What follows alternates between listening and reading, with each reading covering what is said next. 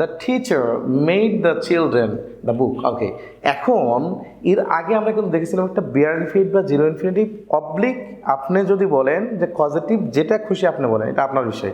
হ্যাঁ, আপনি যেভাবে বলেন, যদি এই যে কজেটিভ ভার্ব বা বিয়ার ইনফিনিটিভ ভার্ব, যেই ভার্বটা থাকলে দ্বিতীয় কোনো ভার্ব এর পরে আসলে সে ভার্বের বেস ফর্ম করতে হয়। আর এখানে ভার্বের বেস ফর্ম একটাই, এই যে এইটা রেড।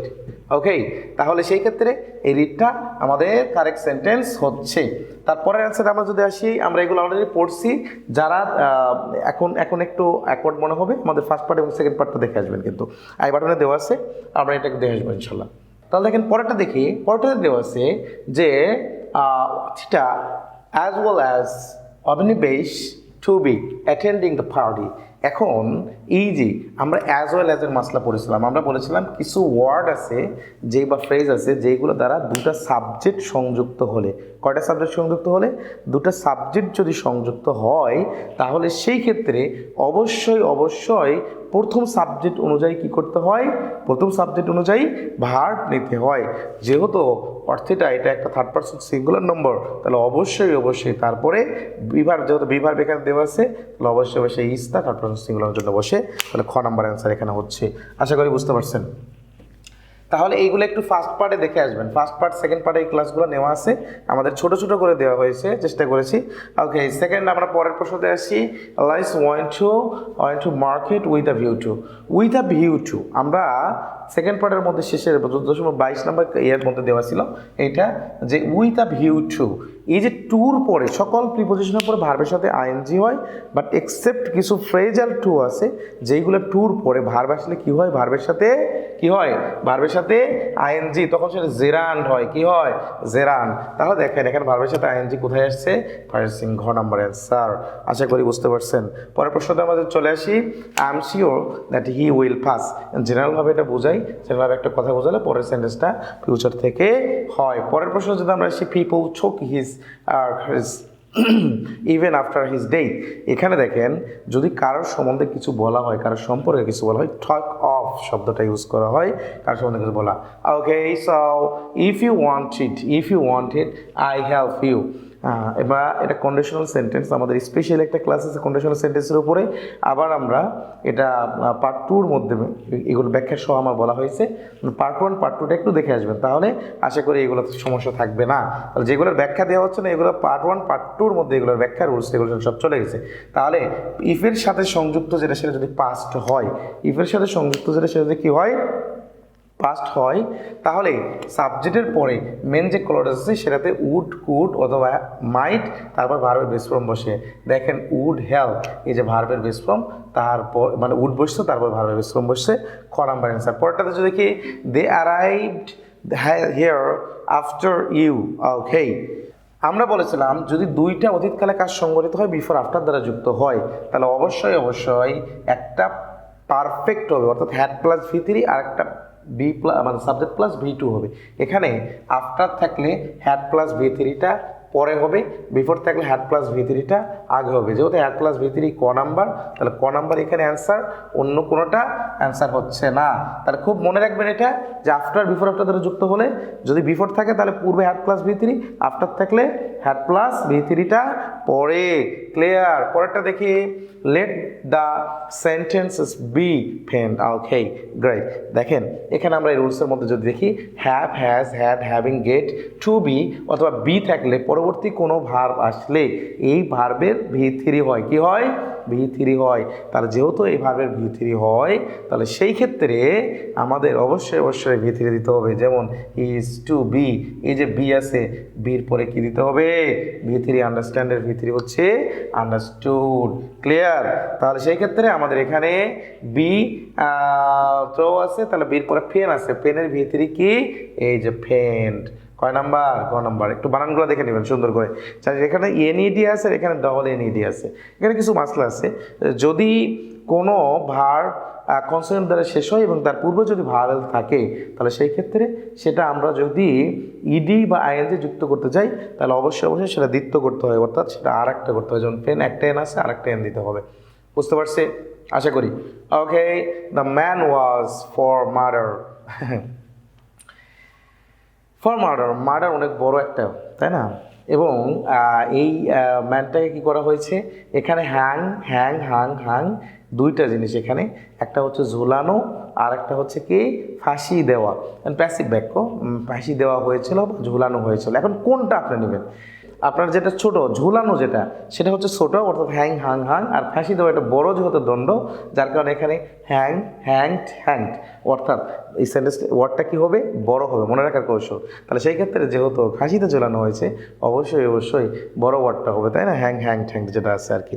পরেরটাতে দেখি আমরা এই কন্ডিশনাল সেন্টেন্স বারবার আসছে ইফ ইউ তাহলে এর সাথে কি আছে পাস্ট আছে, ইফের সাথে কি পাস্ট আছে, তাহলে অবশ্যই পূর্বে উড অথবা কুড অথবা মাইট, তারপরে V1, এই যে কুড প্লাস V1 ক নাম্বার অ্যান্সার। পরেরটাতে আসি হানি ইজ টেস্ট আছে টেস্টেড, ভাই এটা আপনার হচ্ছে প্যাসিভ বাক্য এভাবে হবে। It is our duty to হচ্ছে প্রিপোজিশন, তারপরে V1 হয়, সবসময় কি হয় টু প্রিপোজিশন তারপরে কি হবে V1। Okay, charity subject third person singular নেব, অর্থাৎ হচ্ছে এটা আপনার অ্যাবস্ট্রাক্ট নাউনের পর সবসময় ভার্ব কি হয় সিঙ্গুলার হয়, তাহলে সেই ক্ষেত্রে বিগিন থেকে বিগিনস। ক্লিয়ার?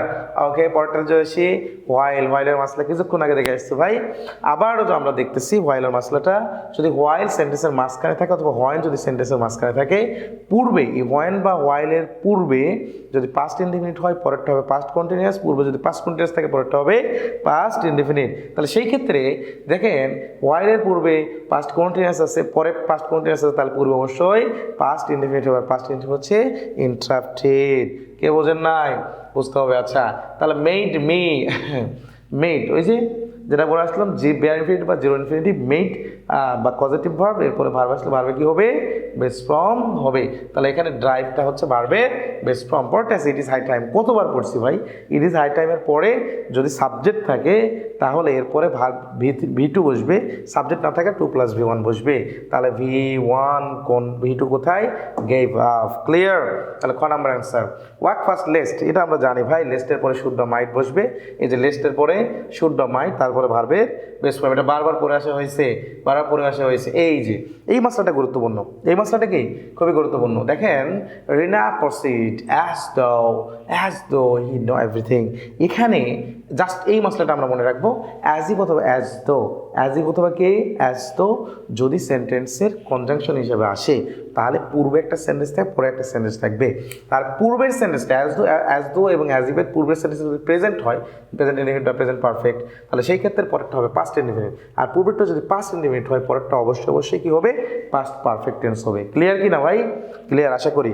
তাহলে যদি হয় তাহলে সেই ক্ষেত্রে এখানে দেখেন যেহেতু অ্যাজ দো অ্যাজ ইফের পরে পূর্বে পাস্ট ইনডিফিনিট টেন্স আছে, তাহলে অবশ্যই পরেরটা পাস্ট পারফেক্ট হবে। পাস্ট পারফেক্ট হচ্ছে had plus V3 had none. Clear? আশা করি বুঝতে পারছেন। ওকে, এখানে দেখেন এখানে আর V3 তারপরে প্যাসিভ বাক্য যেমন এডুকেটেড প্রোগ্রামস আর টেলিকাস্ট, হ্যাঁ এই টেলিকাস্ট তিনটাই একই ফর্ম, তো এটা মনে রাখবেন টেলিকাস্টেড কখনো হয় না, যেহেতু এটাও V3 তাহলে আর পরে V3, এটা গ নাম্বার অ্যান্সারটাই হয়েছে। তারপরে দ্য ফোর শেষ মাসলা এবং খুব গুরুত্বপূর্ণ একটা মাসলা, খুবই গুরুত্বপূর্ণ, the four much in winter. Okay, দেখেন দ্য ফোর সাবজেক্টের জায়গায় কখনো অ্যাডজেক্টিভ আসতে পারে না, সাবজেক্টের জায়গায় কখনো অ্যাডজেক্টিভ আসতে পারে না। মাসলার মধ্যে আমরা আসি সাবজেক্টের জায়গায় নাউন এবং প্রোনাউন ছাড়া অন্য কেউ হতে পারে না, সহজ হিসাব। তাহলে একটু আমরা ডিটেলস দেখি যে সাবজেক্টের অবস্থানে যদি কখনো ভার্ব বসে, কি বসে বলেন ভার্ব বসে, তাহলে সে ভার্বের শুরুতে টু অথবা ভার্বের সাথে আইএনজি করে দিতে হবে। যেমন আমরা যদি আসি যেমন swimming in the river is good habit, তাহলে সুইমিং অথবা টু সুইম দুটো যে কোনো একটা করে দিতে হবে। এখন যদি সাবজেক্টের জায়গায় যদি অ্যাডজেক্টিভ বসে, কি বসে সাবজেক্টের জায়গায় যদি অ্যাডজেক্টিভ বসে ভাই, তাহলে অথবা অবজেক্টের জায়গায় অ্যাডজেক্টিভ বসে, আমরা জানি যে অ্যাডজেক্টিভ কখনো কিন্তু একটা সাবজেক্ট হতে পারে না, সাবজেক্ট হতে পারে নাউন অথবা প্রোনাউন। তাহলে সেই ক্ষেত্রে দ্য রিচ লুক আফটার, এখানে দেখেন রিচ হচ্ছে অ্যাডজেক্টিভ, তার পূর্বে দা নিয়ে আসতে হবে, রিচ অ্যাডজেক্টিভ তার পূর্বে দা নিয়ে আসতে হবে। তাহলে সাবজেক্টের জায়গায় অথবা অবজেক্টের জায়গায় যদি কখনো অ্যাডজেক্টিভ আসে তাহলে সেখানে তার শুরুতে দা করে দিতে হবে। কি করে দিতে হবে ভাই? দা। ক্লিয়ার? দা যদি করে দেন তাহলে সেই ক্ষেত্রে অবশ্যই সেটা প্লুরাল কমন নাউন হয়ে যায়, আর প্লুরাল কমন নাউন হয়ে গেলে তারপরে অবশ্যই ভার্ব কি বসবে প্লুরাল বসবে, যেমন ফোর অ্যাডজেক্টিভ তার উপরে দা বসছে দা ফোর, তাহলে যে সাফার থেকে সাফার, এই সাফার্স কখনোই হবে না, কারণ এর হচ্ছে প্লুরাল ফর্ম কি সাফার, মানে বেস্ট ফর্মটা। আশা করি বুঝতে পারছেন। এর পরেও আশা করি আর ইনশাআল্লাহ রাইট ফর্মস অফ ভার্বস থেকে কোনো মাসলা থাকবে না, এর মধ্যে ইনশাআল্লাহ আসবে রাইট ফর্ম ভার্বস থেকে 2-4টা যে কয়টাই মাসলা আসুক ইনশাআল্লাহ আপনারা পেয়ে যাবেন এখান থেকে। আর আমাদের এই যে আমাদের যে 3-4টা টপিক নেওয়া হয়েছে, চেঞ্জিং সেন্টেন্স, আপনার হচ্ছে কমপ্লিটিং সেন্টেন্স, তারপরে হচ্ছে আপনার রাইট ফর্মস অফ ভার্বস, তারপর হচ্ছে change of parts of speech, এই যে 3-4টা টপিক নেওয়া হয়েছে, 3-4টা টপিক যদি আপনি ভালো করে পড়েন তাহলে সেন্টেন্স কারেকশন যে বিষয়টা আছে এবং এই সেন্টেন্স কারেকশনটাও আপনি কি করবেন ইনশাআল্লাহ অনায়াসে সেখানে পেয়ে যাবেন। আশা করি বুঝতে পারছি। আমাদের ডিটারমিনার থেকে শুরু করে আরও আলোচনাগুলো আমাদের নেওয়া হয়েছে ওইদিকে অলরেডি, সো এইগুলো আপনারা ইনশাআল্লাহ ওখানে পেয়ে যাবেন। সো আশা করি আপনাদের এই ভিডিওটা অনেক উপকারে আসবে। যদি উপকারে আসে অবশ্যই শেয়ার করে কমেন্ট করে আমাদের জানাবেন এবং শেয়ার করে অন্যকে দেখার জন্য আপনি সুযোগ করে দিবেন। সো সি ইউ লেটার ইনশাআল্লাহ। আসসালামু আলাইকুম ওয়া রাহমাতুল্লাহ।